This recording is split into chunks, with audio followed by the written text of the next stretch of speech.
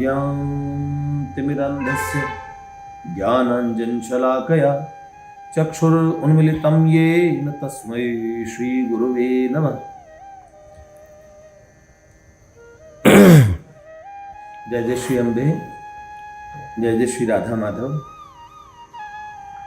भगवान महादेव के इस सुंदर धाम गुप्त काशी में हम श्री श्री विद्याधाम के विषय में आपको बता रहे थे, जहां हम कहते हैं 300 वर्ष के योगी, लेकिन क्या कदाचित वो 500 वर्ष के हों। लेकिन जिस कालखंड के समाचार मिलते हो तक 300 वर्ष कम से कम ऐसे महान योगीराज, उनके स्थान पे पीठासीन और आचार्य जो हैं पूज्यपाद स्वामी श्री और चिन्मयानंद जी महाराज, उनसे हमने आपको मिलवाया। उनके और आशीर्वचन भी भगवान के विषय में, जो महान योगीराज जिनको हम भगवान कहते हैं, उनके विषय में हमने काफ़ी बातें सुनी और वो हमें स्वयं श्री स्वामी जी महाराज ने बताई। उन्हीं महान योगीराज जो एक ऐसे महात्मा थे, हिमालय की शोभा, हिमालय की गिरी गुहरों में बैठे हुए योगियों को देखना हो तो देखो, आपको सीधे सीधे बिना भगवत कृपा के उनके प्राप्ति होना और बड़ा ही दुर्लभ माना जाएगा। लेकिन भगवान सुलभ थे। वो हिमालय से उतर के इस बर्फीले उन पर्वतों से उतर के यहाँ पे भी आए, निचले क्षेत्रों में आए, इंदौर तक आ गए। अहिल्याबाई होलकर का राज हुआ करता था उस समय, उससे पहले ही आ गए थे। तो कितने उन्होंने शताब्दियां देखी हैं, वो भगवान बताया करते थे। बहुत सारी चर्चाएं जो हमने भी सुनी, बहुत अद्भुत। और भगवान के सब साधकों के पास एक एक गाथा है सबके पास। तो भगवान ने जो वेद विद्या का प्रचार किया, भगवती ने जो उन्हें प्रकट होकर आदेश दिया था कि जो ये वेद विद्या है, श्री विद्या है, इसका प्रचार किया, तो वहाँ कितने साधकों का निर्माण हुआ, हमने आपको बताया भी होगा। एक साधक जो उनके पास बाल्यावस्था में ही आ गए थे और भगवान की कृपा से आज विश्व प्रसिद्ध आचार्यों में से एक हैं, स्वयं श्री विद्या के उपासक हैं, मेरे भाई हैं। समझ रहे ना, रक्त संबंध से भाई होते हैं, उसमें प्रमुखता रक्त संबंध की होती है। हम साधना अवस्था के भाई हैं, ये मुझे बहुत प्रिय हैं। आयु में मुझसे छोटे हैं, इसलिए मेरा हृदय में उनके प्रति ऐसा ही वात्सल्य रहता है। पर जिस स्थान पे वो है, इसलिए इनका आदर रहता है। और इस एक जो वास्तव में जिस विप्र को हम कहते हैं, जिस ब्राह्मण स्वरूप की महिमा गाई गई है शास्त्रों में, ऐसे भगवती को अतिशय प्रेम करने वाले माँ श्री विद्या के और परम उपासक हैं, जिनके नित्य नियमों में भक्ति, वो भी भगवती की भक्ति, माता के प्रति जिनके मन में अपार स्नेह है, और विश्व के कई देशों में और इसी वैदिक विद्या के माध्यम से ये भगवान से जोड़ते हैं। सबसे विशेष बात इनकी इसलिए है कि श्री राधा माधव जी को आप सब प्रेम बड़ा करते हैं। राधा माधव जी की प्राण प्रतिष्ठा करने वाले ये हमारे प्यारे उमेश भैया,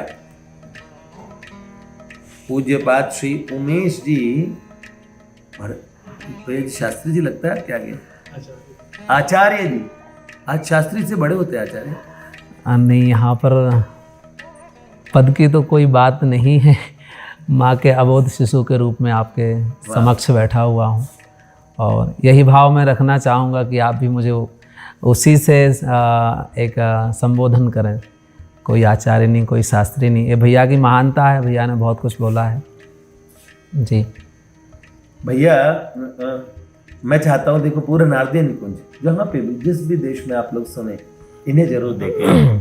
और अगर वैदिक अनुष्ठान आपको विधि से कभी चाहिए, मेरी बड़ी इच्छा होती है, जब मैं ब्राह्मणों को देखता हूँ मैं बहुत खुश होता हूँ कि वो भगवत, देखिए मैं जाति से ही ब्राह्मण हूँ, मुझे कर्म कांड का कभी नहीं पता। और हमारे यहाँ ऋषियों ने ये विधान रखा, भगवान शास्त्रकारों ने ये विधान रखा कि कोई भी कार्य हो, पहले आपको दैविक और सिस्टम से आपको कनेक्ट कर दिया जाता था। विवाह हो, हर चीज़ तो हमारे संस्कार होते, गर्भाधान संस्कार से लेकर अंतिम संस्कार तक, षोडश संस्कार, हर जगह विप्र ब्राह्मण देवता की आवश्यकता पड़ती है। हालांकि मुझे कुछ नहीं आता, लेकिन मुझे समझ जरूर आता है क्या क्या कर रहे हैं, क्या पूजा चल रही है, और उसमें मैं बहुत आनंदित होता हूँ जब ब्राह्मण मंत्रोच्चार करते हैं। लेकिन इतनी सुंदर और ये वैदिक कर्मकांड पद्धति आपने शायद ही कहीं देखी हो। मैं दावे के साथ कह सकता हूँ, अगर किसी को वैदिक विद्या का अनुष्ठान कोई बहुत जिसको उसमें उसको उस जिनकी आप उपासना कर रहे हो, जिन देवताओं का आह्वान कर रहे हो, अगर आप उन्हें महसूस और फील करना चाहते हैं, आवाहन के समय सब देवता आते हैं, लेकिन इसकी अनुभूति बड़ी दुर्लभ होती है। लेकिन अनुभूति हो पाती है अगर कदाचित ब्राह्मण और आचार्य, जैसे भैया सामने बैठे हैं ना, इनके सामने बैठा उनकी प्रशंसा करो, ये बात नहीं।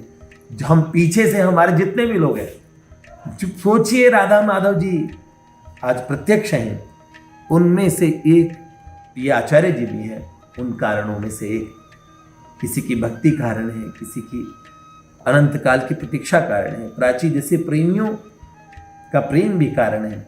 तो इन जैसों का आवाहन, जिन्होंने ठाकुर जी का आवाहन किया, तो इसीलिए मैं हमारे प्यारे और विप्र भगवान के आचार्य रूप में सबके पूज्य श्री उमेश भैया से हम पूछते हैं कि इन्होंने किस तरीके से, ये देखिए यहीं त्रिवेणी पे श्री मोता जी के पास में जब मैं आया था जो 2010 में, और भगवान ने खूब यज्ञ कराए, कई यज्ञों के साक्षी रहे, कईयों में तो भगवान ने साक्षात ये कहा कि भगवती आएंगे।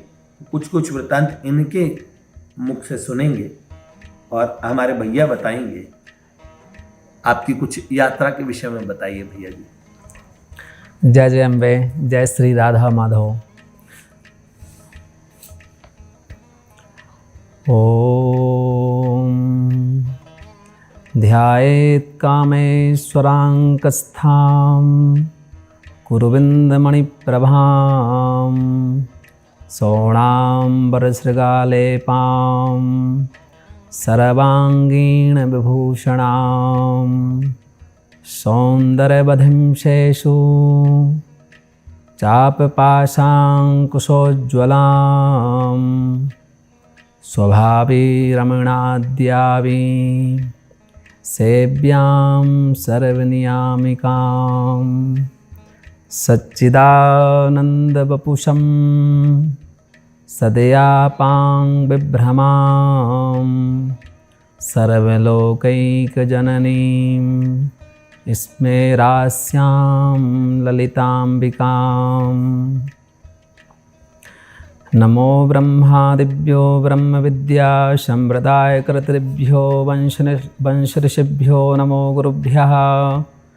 सर्वोपरपपलो रहित प्रज्ञानघन प्रत्यगर्थो ब्रह्माहमस्मि ब्रह्माहमस्मि ब्रह्माहमस्मि।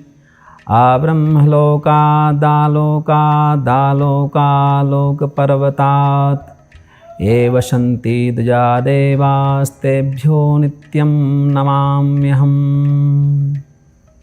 सद्गुरुदेव भगवान की जय। नारदी निकुंज के सभी बाल गोपाल और भैया के अनन्य प्रेमी, जो हृदय में कहते हैं कि सबसे यदि कोई पवित्र स्थान है हमारे शरीर का तो वो हृदय है, जहाँ पर भगवान का निवास होता है। उस हृदय में निवास करने वाले नारदी निकुंज के सभी भक्तों को मैं प्रणाम करता हूँ, वंदन करता हूँ। भैया ने बहुत कुछ मेरे बारे में कहा, लेकिन मैं यही कहूँगा कि ऐसा कुछ भी नहीं है, ना कोई मैं पद पर हूँ, ना कोई मुझे पद पर सुशोभित होने की लालसा है। बस भैया ने उनकी महानता, उन्होंने बहुत कुछ कहा, लेकिन मैंने अपना जीवन, जब मैं अपने गुरु के पास आया और पूज्य श्री भगवान माँ पराम्बा ललिता माँ त्रिपुरा सुंदरी के सद्गुरुदेव परम उपासक रहे, तो भगवान से हमेशा यही सीखा कि जब हम माँ की सेवा में रहते हैं तो हमें माँ का एक अबोध शिशु बन के रहना होता है। जहाँ पर एक इतना छोटा बच्चा कि एक माँ की गोद में तो है, उसे भूख भी लगी है, लेकिन उसे इतना भी बोध नहीं है कि वो किस तरह से माँ का स्तन हाथ में ले और उस स्तन को पान करे अपनी क्षुधा को मिटाने के लिए। इतना अबोध शिशु। भगवान कहते थे कि ऐसे बन के बेटा माँ की सेवा में रहना है तो माँ स्वीकार करेगी, और वो आप स्वीकार भी करेगी और आपकी सुरक्षा भी करेगी, आपका लालन पोषण और जो उसका प्रेम है, वात्सल्य है, करुणा है, वो सब मिलेगा। यदि आप उसके माँ के पास यदि ज्ञानी बन के गए, समझदार बन के गए, बड़े बन के गए कि मैं अब बड़ा हो गया हूँ, तो माँ फिर छोड़ देती है, फिर वो उंगली पकड़ के नहीं चलती है। तो फिर वहाँ पर ये जीवन माँ का नहीं होता, फिर आपका हो जाता है। तो बस यही समझा कि माँ के होके माँ के अबोध बालक बन के रहना है और इस जीवन को आगे बढ़ाना है। मैं 2001 में श्री श्री विद्याधाम में इंदौर में भगवान के पास आ गया था। उस समय मेरी उम्र यही 15 साल थी, और जब 2001 में आया, और उस समय जिस वर्ष में आया था उसी समय भगवान ने 100 कुंडी लक्ष्य चंडी महायज्ञ करवाया था, जिसमें भारत के महामोपाध्याय, विद्वान, संत, नागा साधु इंदौर में ही कराया था, श्री श्री विद्याधाम में। और इसमें 1 लाख पाठ हुए थे दुर्गा सप्तशती के, जो भगवान का वर्षों से संकल्प चला आ रहा था। और उसमें फिर दशांश का हवन हुआ था। वो मेरे लिए एक, मैं उस समय नया विद्यार्थी था, लेकिन भगवान की कृपा से, गुरुजनों की कृपा से मुझे उस यज्ञ में बैठने का अवसर प्राप्त हुआ था। उस समय आप सीख गए थे ये थोड़ा बहुत? उस समय में मुझे जुलाई में मेरा एडमिशन हुआ था और फरवरी में यज्ञ था, माघ मास के शुक्ल पक्ष में। तो उस समय में 6 महीने हुए थे मुझे। तो 6 महीने में उन 50 बच्चों ने मेरे ही बैच के एडमिशन लिया था, जिसमें से 13 बच्चों का उसमें सिलेक्शन हुआ था यज्ञ में रहने के लिए। तो उन 13 बच्चों में मैं भी था। तो उस समय हमें दुर्गा सप्तशती का पाठ पढ़ा दिया गया था। तो दुर्गा सप्तशती का पाठ जिन बच्चों को आ गया था, उनको यज्ञ में रहने का अवसर प्राप्त हुआ था। तो भगवान के सानिध्य में वह यज्ञ हुआ। उसके बाद जब यात्रा आगे बढ़ी तो श्री श्री विद्याधाम में शुक्ल यजुर्वेदी माध्यान्दिनी शाखायाम अंतर्गत शुक्ल यजुर्वेद कर्म कांड की शिक्षा दीक्षा देते हैं। ब्राह्मणों को विद्वान बनाना हमारे संस्कारों के लिए, हमारे धर्म के लिए, सनातन धर्म की रक्षा के लिए, यही भगवान का उद्देश्य रहा। भगवान बताते थे कि बेटा 7 बार मैंने भारत भ्रमण किया, और उस भारत भ्रमण के अंतर्गत मैंने यही देखा कि संसार में कितने दुख हैं, दारिद्र्य है, लोग तन मन धन से कहीं ना कहीं दुखी हैं। तो फिर भगवान ने इसका निचोड़ निकाला कि कैसे संसार को एक सुख का रास्ता, शांति का रास्ता दिखाया जाए, जिस पर चल के लोग अपने जीवन को सुखी बना सकें। तो फिर भगवान ने शुक्ल यजुर्वेद के माध्यम से बच्चों को, ब्राह्मण बच्चों को वेद का पढ़ाना चालू किया, प्रारंभ किया। वेद की शिक्षा दी। जगह जगह पर भगवान ने बहुत सारा, उस समय बताते थे भगवान कि हम जाते थे, ब्राह्मणों को इकट्ठा करते, पढ़ाते और तैयार कर देते थे। फिर भगवान ने एक समय आके इंदौर में अपना स्थान बनाया, भगवान रहने लगे, माँ का आवाहन किया, माँ की स्थापना की। मैं बहुत शॉर्ट में अपनी चीज़ों को रख रहा हूँ, विस्तार से करूँगा तो लंबा हो जाएगा ये सेशन। तो भगवान ने फिर माँ की स्थापना की, और अभी बीते साल 25 वर्ष पूरे हुए हैं विद्याधाम में माँ की स्थापना हुए। और भगवान ने वहाँ पर ब्राह्मण बच्चों को वैदिक परंपरा के अनुसार तैयार करना चालू किया, जो कि आज भारत नहीं अपितु विदेशों में भी अपनी भारतीय संस्कृति का, वैदिक परंपरा का अनुसरण करते हुए प्रचार प्रसार कर रहे हैं और लोग उससे लाभान्वित हो रहे हैं। उसी की एक छोटी सी कड़ी मैं हूँ। और मेरा नरेश भैया से प्रथम बार मिलना हुआ था 2010 में, इसी हिमालय की कंदराओं में एक माँ की गोद में त्रिवेणी पर। और त्रिवेणी पर मुझे भगवान ने श्रावण मास के लिए 1 महीने के लिए साधना के लिए, वहाँ पूजा के लिए मुझे भेजा था। वो भी इसका एक कहें तो एक पूरी कहानी है, लेकिन उसमें मैं नहीं ले जाऊंगा कि कैसे क्या हुआ था। लेकिन भगवान ने मुझे भेजा, मैं गया। उसी के अंतर्गत भाई जी गौरी भैया मेरे साथ में थे, और उनका भी मुझे शंकर मोहता जी, गौरी शंकर जी मोहता जी मेरे साथ में थे और उनका वो मुझे प्यार भी मिला, अपनापन भी मिला, साथ भी मिला और हमने वहाँ पर साधना में भगवान के भजन पूजन में बहुत आनंद लिया। उसी के अंतर्गत भैया का आना हुआ वहाँ पे कुछ 5-6 दिन के लिए। और जब भैया वहाँ पर आए तो भैया से मिला, भैया के अंदर जो भक्ति रस, ज्ञान और भगवत प्राप्ति के जो इनके लिए लालसा देखी। उस समय तो मेरे इतने चक्षु गहरे नहीं थे, लेकिन जो भी उस समय भी मैंने एक पहचाना, मैं बहुत छोटा था, अभी भी मैं छोटा ही हूँ, बड़ा नहीं हूँ बहुत, तो जितना मैं पहचान सका। तो भैया ने फिर मुझे कहा था कि आप जब यहाँ से जाएं तो गाज़ियाबाद ज़रूर आइएगा। तो मैं यहाँ से उतरने के बाद गाज़ियाबाद गया और जब गाज़ियाबाद मैंने वहाँ पर देखा तो एक छोटा सा कोई टूटा हुआ ऐसा घर था, खंडहर टाइप का।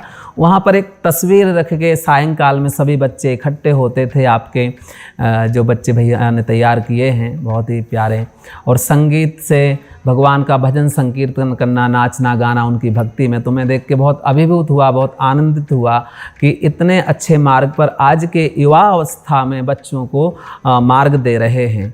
क्योंकि आज के युवाओं को इस मार्ग पर ले जाना बड़ा कठिन भी है और यदि सही मार्ग दिखाने वाले मिल जाएं तो सरल भी है, जो कि भैया कर रहे हैं।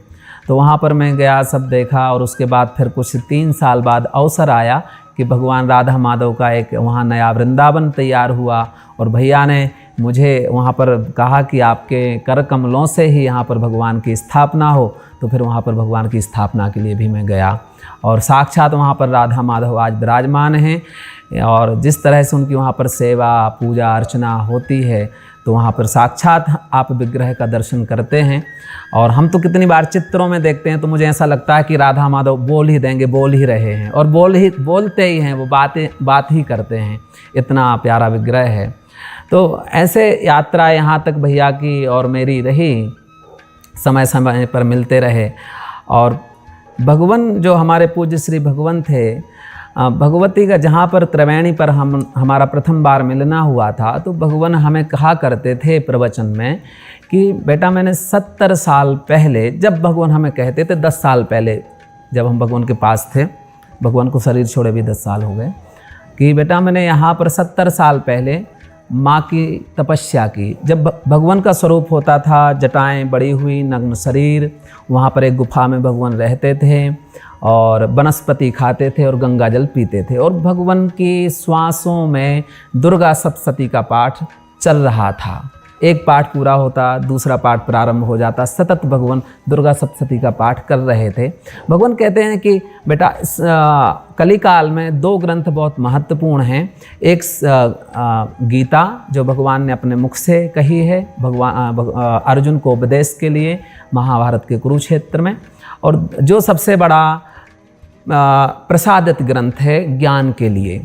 और दूसरा भगवान बताते थे कि दुर्गा सप्तशती कलिकाल में दुखों को दूर करने के लिए, सुखों की प्राप्ति के लिए दुर्गा सप्तशती है। किसी भी प्रकार का आपके जीवन में दुख है, दारिद्र्य है, तन मन धन से किसी भी प्रकार से यदि कोई अपने जीवन में दुर्गा सप्तशती का पाठ गुरु से, आचार्य से शुद्ध उच्चारण में सीखता है तो वो खुद करता है उसका अनुष्ठान या करवाता है किसी ब्राह्मण से, तो निश्चित ही वो जिस कामना के लिए कर रहा है वो कामना उसकी पूर्ण होना ही है।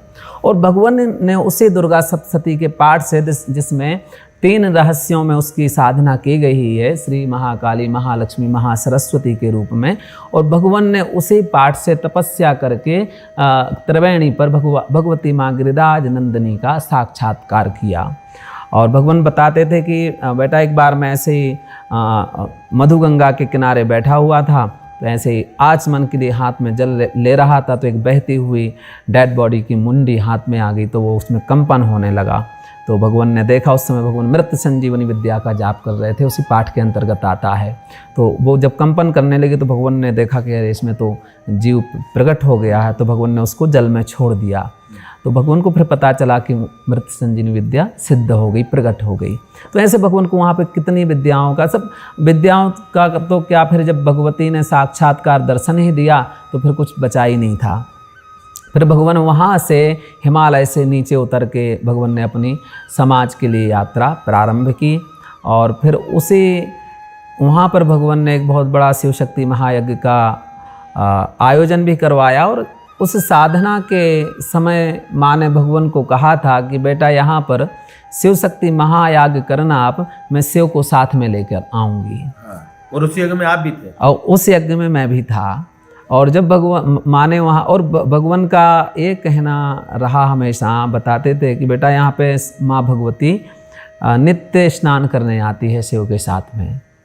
और वास्तव में जो वो स्थान है इतना पवित्र है, इतना निर्मल है। मद महेश्वर से मधुगंगा बहती हुआ आ रही हैं और केदारनाथ से मंदाकिनी, और वहाँ पर जो संगम हुआ है वो बहुत ही पवित्र पावन है। कभी आप सबको भी अवसर मिले तो जरूर हिमालय पर पधारना। यहाँ पर गुप्त काशी आपका महादेव के साथ वहाँ भगवती सुबह शाम स्नान करने आती है। जो हमने पीछे वीडियो दिखाया था त्रिवेणी का, वो कल हम स्नान भी करके आए हैं वहीं पे।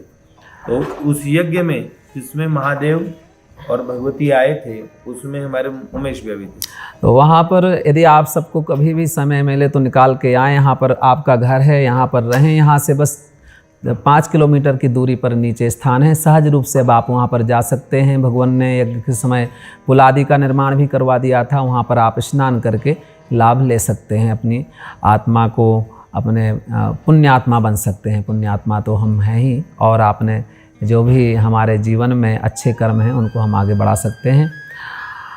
और इसी के साथ में मेरा जो जीवन रहा, भगवान हमेशा हमें कहते थे कि बेटा जो हमने तुम्हें एक पांडित्य कर्म सिखाया है, वेदों के मंत्र कर्मकांड सिखाया है, ये इसलिए नहीं सिखाया है कि इससे आपको अपना घर चलाना है, पैसा कमाना है।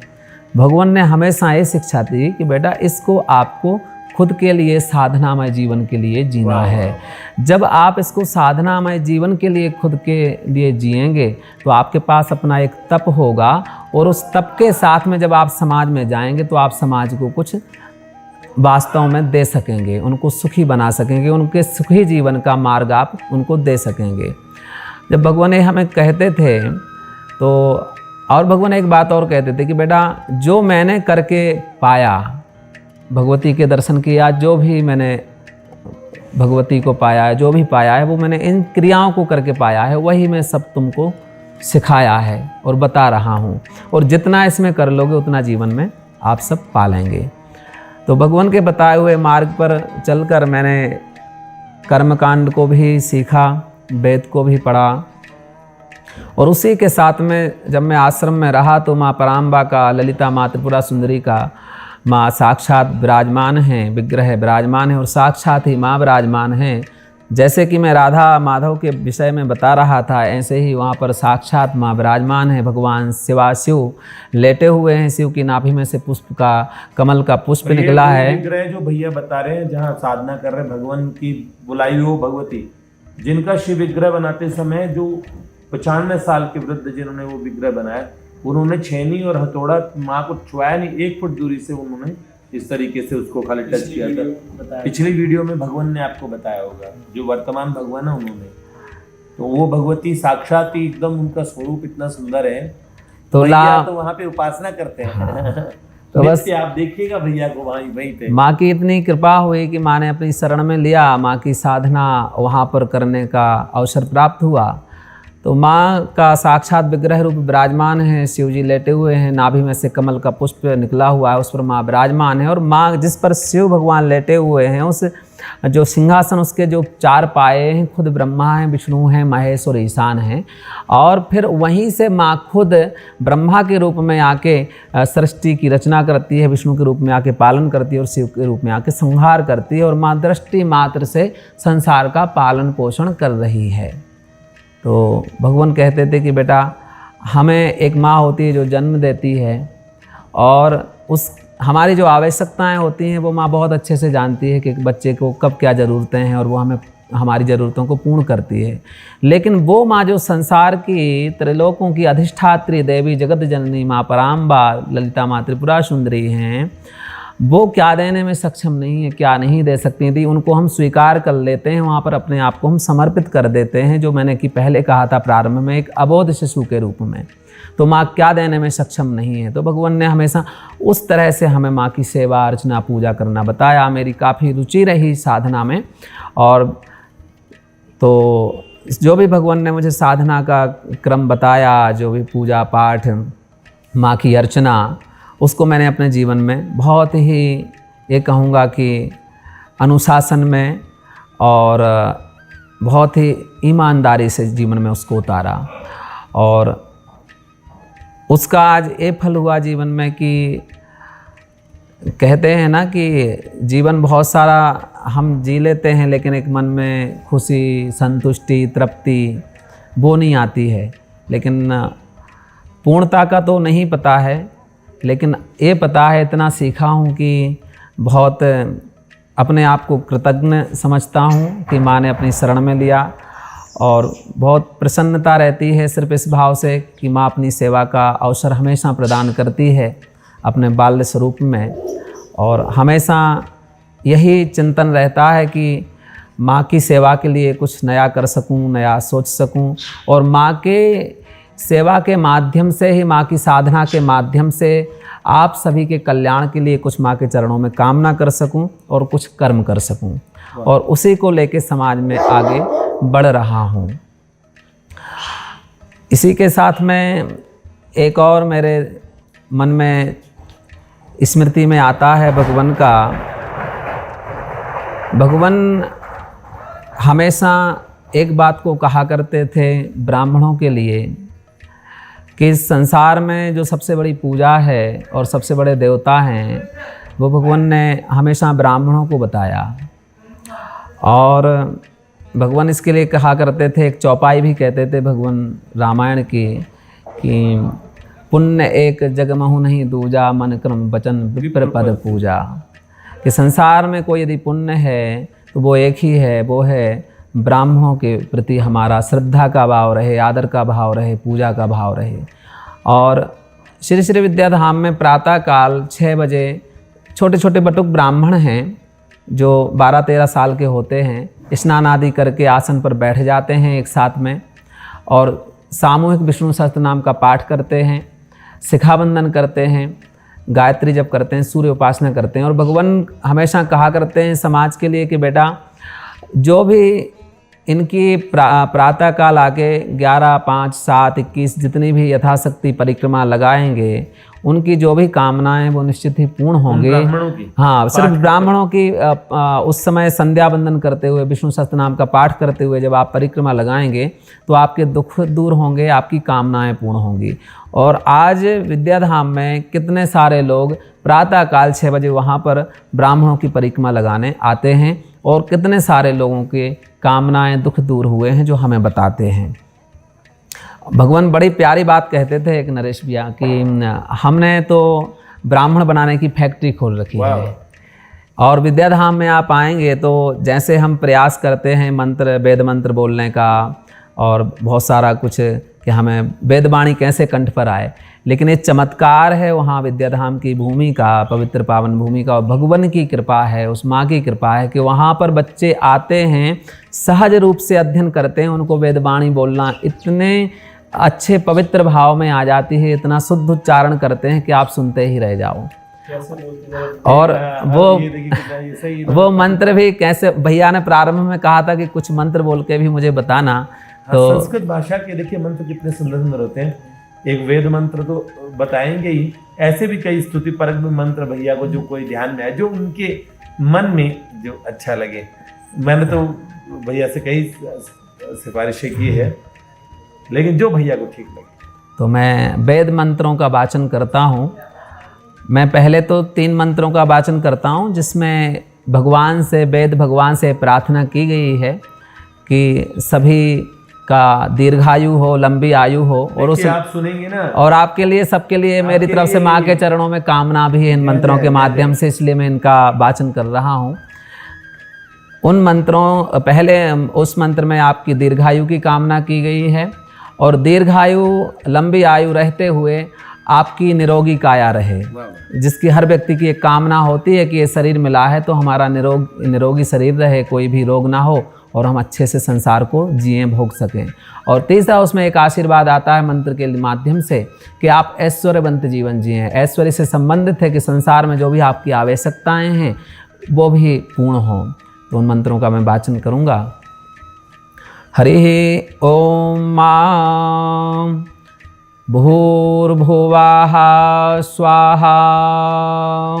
अब मैं हाथ से कुछ मुद्राएं बनाऊंगा। ये स्वर होते हैं वेद मंत्रों के, और हमें ये सिखाया गया कि जिस तरह से एक मातृत्व के मातृशक्तियों का आभूषण उनका श्रृंगार होता है, इसी प्रकार मंत्रों का जो श्रृंगार है वो स्वर हैं जो मैं अपने हाथ से। अच्छा, इस स्वर का आप वो करते हैं तो ये इस मंत्र के साथ स्वर का है? हाँ, तो ये वेद मंत्र में, यजुर्वेद में हाथ से स्वर लगाते हैं, और ये मंत्रों का हाँ ऋग्वेद में वाणी से, और अथर्ववेद में अपने सिर का जो अपना हिस्सा होता है इससे, इसकी मुद्राओं से जैसे हम हाथ को करते हैं ऐसे सिर को करते हैं, ऐसे स्वर अलग अलग स्वर बताए गए हैं।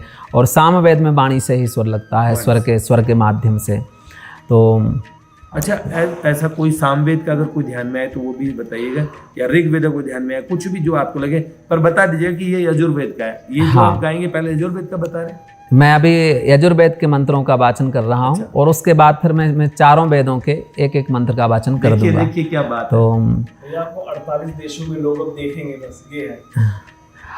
हरि ओम मां भूर्भुवः स्वाहा। आयुष्यं वर्चसे यज्ञो रायशपोखमोद्भिदं मा एदग्गो हिरण्यं वर्चस्वजैत्राया विशता धूमाम्मा न तद्रक्षा गुंसिना पेशाचास्तरन्ति देवाना मोजाः प्रथमजगुंजे तत जो बिभर्ति दाक्षा याणग्गो हिरण्यग्गो सदेवे कुकृणुते दीर्घमायुः जादावधनन्दाक्षा याणा हिरण्यग्गो शतानिकाय सुमानस्यमानाः तन्मा बधनामीशतसारदाया युखमाञ्जरदष्टिर्यथा सम्मा। ओम आयुष्यम ओम आयुष्यम ओम आयुष्यम ओम आयुष्य आरोग्य ऐश्वर्य अभिवृद्धिरस्तु अस्तु आयुष्य आरोग्य ऐश्वर्य अभिवृद्धि। इन मंत्रों के माध्यम से मैंने आप सभी के दीर्घायु, निरोगी काया और ऐश्वर्यवंत आपको जीवन मिल लिए, उसके लिए मैंने माँ के चरणों में कामना की है। भैया का इसके बाद और मंत्रों को सुनने का हृदय है, तो मैं चारों वेदों के मंत्रों का भी वाचन करता हूँ। हरि ओम मां ओम एखेतोर्जे त्वा वायवस्थ देवो वाहा सविता प्रार्पयतु श्रेष्ठतमाय कर्मणा आप्यायध्वमग्न्या इंद्राय भागं प्रजावतीः रणमेवा अक्ष्मामावस्तेन ईशतमाघशग्गो सोध्रुवा अस्मिन् गौपतौ स्याद्बभिर्जजमानस्य पशून् पाहि। पूर्वे ऋग्वेदाय नमः प्रणतः निवेदयामि। ओम अग्न आयाहि बीतये गृणानो हव्यदातये निहोता सत्सिवर्रिखी। दक्षिणे यजुर्वेदाय नमः यजुर्वेदं पूजयामि। ॐ शन्नो देवीरविष्टय आपो भवन्तु पीतये संजोरविस्रवन्तु नः। पश्चिमे सामवेदाय नमः। सामवेदं पूजयामि।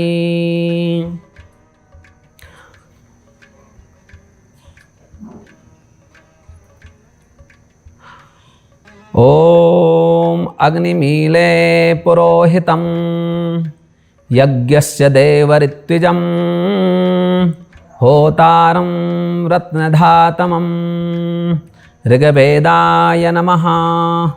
प्रणतः निवेदयामि।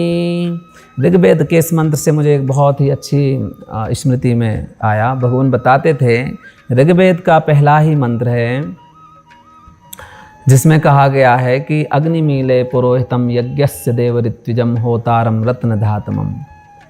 जो भी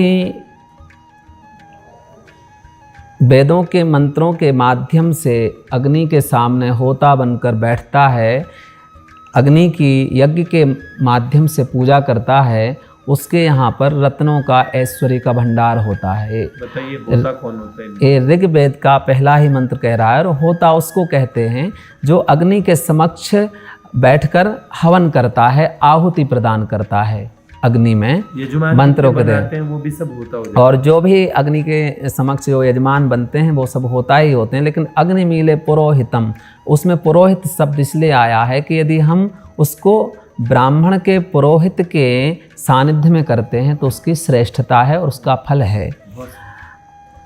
ये हमने मंत्रों का वाचन किया। इसी के साथ में मैं एक और अपने संदेश को तो क्या कहूँगा, अपने हृदय का उद्गार में आप लोगों के सामने प्रकट करना चाहूँगा कि जीवन को सुखी बनाने के लिए आपको भगवत प्राप्ति हो, भगवान के चरणों में अनुराग उत्पन्न हो, उसका कैसे हम मार्ग खोजें।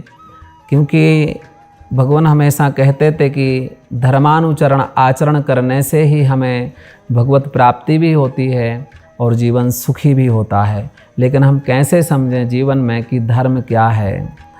धर्म तो बहुत गोपनीय है। श्रुतियों ने, पुराणों ने, संतों ने, ऋषि मुनियों ने अपने अपने मतों से उसका वर्णन किया है। धर्मस्य तत्त्वं निहितं गुहायां महाजनोवेन गथा सपंथा। कैसे समझेंगे कि बहुत ही गोपनीय है धर्म।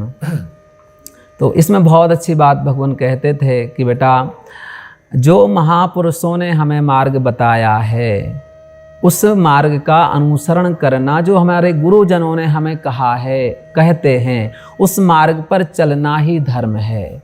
और जब आप उस मार्ग पर चलेंगे, अपने गुरुजनों के बताए हुए महापुरुषों के मार्ग पर, तो वही आपको एक सुखी जीवन, समृद्धशाली जीवन, और आप उस मार्ग से जो भी प्राप्त करना चाहते हैं जीवन में, चाहे वो आप धन चाहते हो, यश चाहते हो, ऐश्वर्य चाहते हो, जितना भी जो कुछ भी संसार में है, भगवान की भगवत प्राप्ति चाहते हैं, उसी मार्ग से मिलेगी। कोई दूसरा मार्ग नहीं है। तो मेरा यही आप सब लोगों से विनम्र निवेदन है कि जो भी आपके गुरुजन हैं, जो भी आप जिनका अनुसरण करते हैं, जो जिनको आप गुरु मानते हैं, उनमें श्रद्धा भाव रखते, समर्पण भाव रखकर जो उन्होंने कहा है, जो कहते हैं, उसका जीवन में अनुसरण करना। जो वो करते हैं उस पर ध्यान नहीं देना है। हमें उनके कर्तृत्व पर, उनके कहने पर हमेशा ध्यान रख के, उनके वचनों पर विश्वास करके अपने जीवन में उतारना। उसी से आपका जीवन सुखी होगा, संपन्नशाली होगा और भगवान की, आपको भगवत चरणारविंदों की प्राप्ति होगी।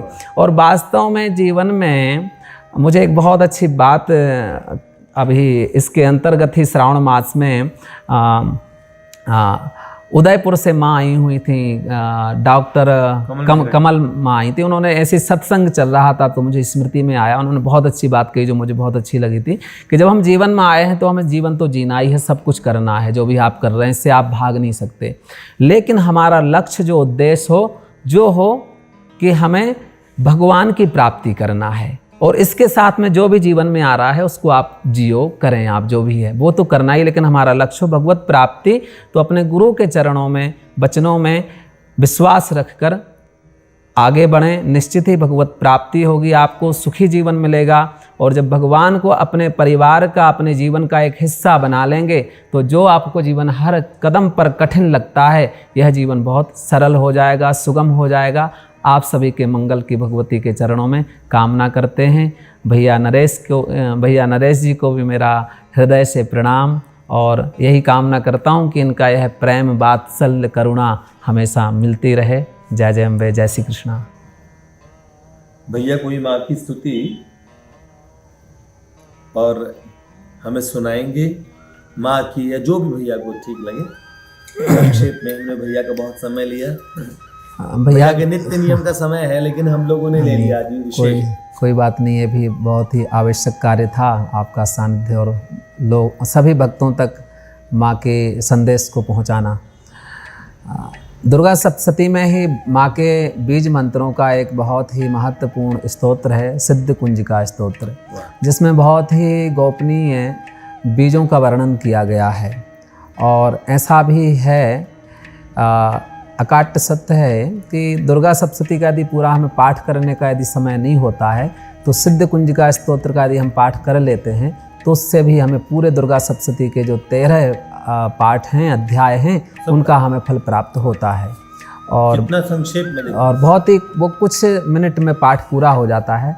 तो मैं उसमें से ही कुछ मैं आपको मंत्रों का उच्चारण, बीज मंत्रों का सुनाता हूँ। कुंजिका पाठ मात्र दुर्गा पाठ फलम लभते। जय जय। ओम श्री शिवाच शृणुदेव प्रवक्ष्यामि कुंजिका स्तोत्रमुत्तमम् येन मंत्र प्रभावेण चंडी जापः शुभो भवेत्। ना कवचं नारगला स्तोत्रं कीलकं ना रहस्यकं ना सूक्तं नापि ध्यानं च न न्यासो न च वार्चनं। कुंजिका पाठमात्रेण दुर्गा पाठ फलं लभेत्। अतिगुह्यतरं देवी देवानामपि दुर्लभं गोपनीयं प्रयत्नेन स्वयोनिर्व पार्वती। मारणं मोहनं वश्यं स्तम्भनोच्चाटनादिकं पाठमात्रेण संसिद्धेत् कुंजिका स्तोत्रमुत्तमम्। ओम ऐं ह्रीं क्लीं चामुण्डायै विच्चे। ओम ग्लूं हुं क्लीं जूं सः ज्वालय ज्वालय ज्वल ज्वल प्रज्वल प्रज्वल। ऐं ह्रीं क्लीं चामुण्डायै विच्चे ज्वल्हं सं लं छं फट् स्वाहा। नमस्ते रुद्ररूपिण्यै नमस्ते मधुमर्धनी नमः कैठवहारिण्यै नमस्ते महिषार्दनी नमस्ते शुम्भहन्त्रै च निशुम्भासुरघातिनी। जागृतं हि महादेवी जपं सिद्धिं कुरुस्व मे। ओम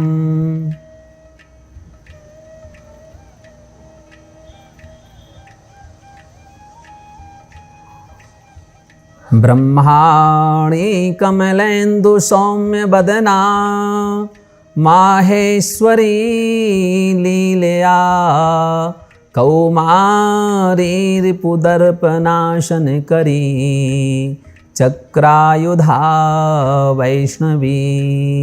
वाराही घन घोर घर घर मुखी चैन्द्री च वज्रायुधा।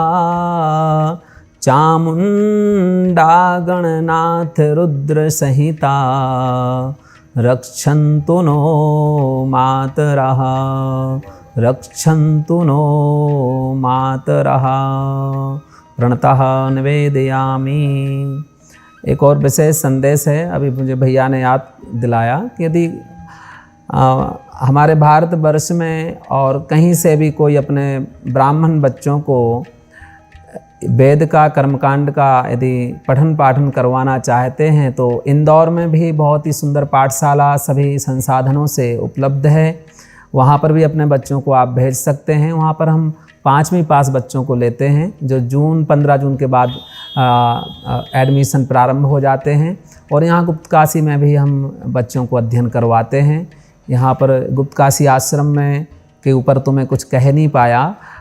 यहाँ पर भगवान ने बहुत ही सुंदर ये आश्रम बनाया है और इसका उद्देश्य है संतों की सेवा, जो यहाँ पर परिक्रमा करने, दर्शन करने, आश्रम के हमने दर्शन भी कराए थे। हाँ, दर्शन करने आते हैं। उनसे पूछा भी है। तो भैया ने बताया भी होगा आपको, उस वीडियो के माध्यम से सब पता चल ही गया होगा। तो इस आश्रम का उद्देश्य सिर्फ संतों की, ब्राह्मणों की सेवा है। यहाँ पर परिक्रमा मार्ग पर दर्शन करने वाले आने वाले यात्रियों की सेवा का उद्देश्य है। तो ये भी प्रार्थना है सबसे कि जो भी यहाँ पर आएँ तो यहाँ पर माँ गिरिराज नंदिनी शाम्ब सदाशिव के साथ विराजमान हैं, उनके भी दर्शन करें और यहाँ पर अब सेवा भाव से आकर अपने जीवन को कल्याण के मार्ग पर ले जाएं। फिर जो ये बच्चे आएंगे तो उनका शुल्क भी है, उनको कुछ फीस भी है उनकी रहने की, ऐसे? नहीं पतित जी, यहाँ पर निःशुल्क शिक्षा दी जाती है। रहने का, खाने का, पीने का सब कुछ निःशुल्क दिया जाता है। थोड़ा सा जब प्रारंभ में आते हैं तो उनके लिए कुछ दैनिक जीवन के जो उनको कुछ वस्त्र होते हैं, थोड़े बहुत साबुन तेल, जो भी चीज़ें होती हैं दैनिक जीवन की, इनको प्रारंभ में लाने के लिए हम लोग कहते हैं। बस बाकी का पूरा जो भी जितनी व्यवस्थाएं हैं वो सब मंदिर की, आश्रम की तरफ से ही प्रोवाइड की जाती हैं। बहुत ही सुंदर। देखिए कैसे संतों के प्रकल्प आज तक अद्यावधि कितने लोगों का कल्याण कर रहे हैं, और भारत की ये गुप्त सुगुप्त विद्याएं, इनकी रक्षा के लिए ऐसे ऐसे प्रकल्प, ऐसे ऐसे महापुरुषों के संकल्प हैं। और देखिए अभी भी वर्तमान में हमारे भैया जैसे आचार्य और संस्कृत और वेद विद्या के और इतने अच्छे जानकार, और आज हमारा मन था कि यहाँ भैया हमारे साथ थे, तो मैंने कहा भैया के विषय में सब लोगों को हमें ज्ञात होना चाहिए। माधव जी, और जिन भगवान के जो माधव जी हैं, माधव जी की प्राण प्रतिष्ठा वहाँ करने वाले, माधव जी का आवाहन करने वाले साधारण तो नहीं थे। ब्राह्मण याद है ना आपको, ऐसे ऐसे भारत में भी ब्राह्मण हुआ करते थे कि जब तक्षक नाग ने देवराज इंद्र के सिंहासन पर लिपट गए और जन्मेजय राजा ने सर्प यज्ञ कराया, तो उन्होंने कहा ये तक्षक क्यों नहीं आके गिर रहा आहुति में? तो उन्होंने कहा महाराज वो तो देवराज इंद्र के और सिंहासन से लिपटा हुआ बैठे। इंद्र ने कहा अच्छा लिपट जाओ, रक्षा हो जाएगी तुम्हें। तो उन्होंने कहा देवेंद्र के सिंहासन सहित आहुति आके गिर जाए, तो देवराज इंद्र आके गिरने लगे, तब आके ऋषियों ने रोका वो यज्ञ। तो इतना बलवान, इतने मंत्रों में शक्ति होती थी। मंत्रों की शक्ति आपको देखनी है तो आप कभी इस तरीके के मंत्र और भैया वगैरह जो उच्चारण करते हैं उस समय का आप देखिएगा। भगवान तो जो वेद मंत्रों का उच्चारण, तो मुझे लगता है यहाँ की वैदिक गुरुकुल के सब साधक, जब सब ब्राह्मणों को आपने सामूहिक रूप से कभी वेद पाठ करते हुए हम आपको एक वीडियो में दिखाएंगे, तो बहुत अच्छा लगेगा। देखिए ये तो बड़ी अलौकिक विद्या है, वैदिक विद्या।